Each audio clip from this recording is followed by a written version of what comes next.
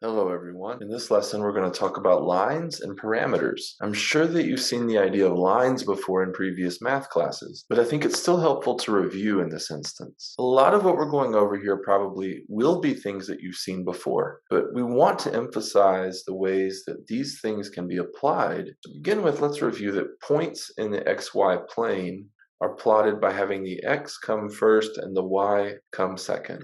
So when I look at the point 2, 3, I go over 2 in the x and up 3 in the y. Similarly, when I'm plotting 6, -2, I'm going to have 6 over and then -2 on the y, which will be actually be going down. And this is important because often functions are used to express a relationship between two variables. One of these variables will be Often these will have a relationship where one of these is the input variable and the other is the output variable. In other words, one is what we already know and the other is what we want to know. And one common way to represent this relationship when it's appropriate is with a line. We use a line when the relationship between the two variables is such that the rate of change is always the same. We'll talk more about what that means in just a moment, but that's the key question to ask yourself when asking, should I use a line? And is the rate of change always the same or approximately always the same? Symbolically, these functions have two parameters.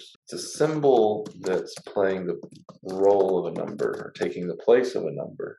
An example is y equals 4x plus 1. Here the m, or the slope, is 4, and the y-intercept is 1. We start out with the general form of y equals mx plus b, but then our goal is usually to figure out what m and b are. And when you graph these on the Cartesian plane, they look like a straight line. That's why they're called linear functions. Linear comes from lines. I know that this might seem really basic, but lines are not boring. There are several interesting uses of lines. For instance, they're fundamental in architecture. If you think about how to draw or how to create something that's complex, like this building, the photograph taken by Mark Boss, or if you think about how to draw this building, artists have to understand lines and perspective really well to communicate the image that they're trying to give to their audience. Lines show up in biology, business, construction, economics, electronics. In machine learning, when you're building models where you try to make predictions about whether or not someone will click on an ad, you're using linear functions as a baseline. Also, they're useful in animation and video games in a way that we'll talk about in a little bit. Conceptually,